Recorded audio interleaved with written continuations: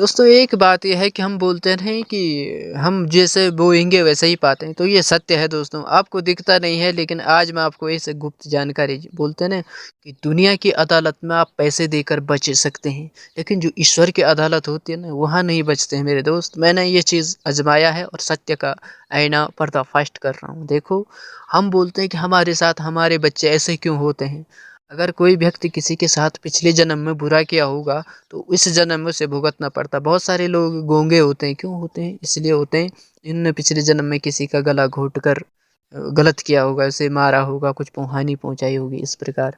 दूसरी बात ये होती है कि जैसे किसी का हाथ टूट जाता है और पेट से ही, माँ के ही पेट से हाथ टूट कर आता है, तो समझ जाए इसने किसी का हाथ पैर तोड़ा होगा, इसलिए इसकी कर्मों की सजा है। कोई आंख फोड़ता है, तो आंख फोड़ने का मतलब होता है कि किसी किसी ने मतलब ऐसे किया होगा, मतलब आँख फोड़ा होगा किसी के व्यक्ति का, तो इसका भी आँख फोड़ देते हैं। यही कारण होता है कि इस जन्म में तुम किस कैसे भी करोगे, पिछले जन्म में आपको भुगतना पड़ता है उसका अर्थ। हम लोग बोलते हैं हमारे साथ भगवान ऐसा क्यों हो रहा है, हम ऐसे ही नहीं हो रहा। भगवान भगवान को पिछले जन्मों का तुम्हारा पूरा फाइल डाटा रहता है। इसी कारण ये होता है कि जैसे हम कर्म करते हैं उसका फल हमें मिलता है। किसी के साथ यही चाहता हूँ, किसी का बुरा ना करें, और ये भी ना सोचे कि तुम किसी के साथ बुरा करके आज राजा बन जाते हैं, किसी को ये सजा देकर, किसी डरा धमका कर नहीं। आने वाले समय में यही होता है कि वहाँ देखा जाता है, और कोई हिंदू हो, मुसलमान हो, कोई भी जाति का हो, भगवान के देखने में कोई जात नहीं, सिर्फ दो ही जात तो हैं।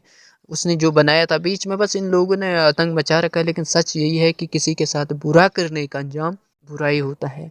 इसीलिए जो लोग बोलते हैं हमारे हाथ नहीं पैर नहीं होते, लंगड़े लूले होते, गूंगे होते, इन्होंने पिछले जन्म में किसी के साथ बुरा किया। इनकी सजा इस प्रकार दी जाती है, और ये इतिहास में दिखा भी जाता था। तो यही होता है कि दुनिया की अदालत में आप लोग बच सकते हैं, भगवान की अदालत में पैसों का जो तो नहीं होता। वहाँ क्या होता है, एक न्याय देखा जाता है, जैसे साढ़े साती ढैया, कुछ और भी होता है, जिसके कारण मैं अब आपको धीरे धीरे सब बताता रहूँगा।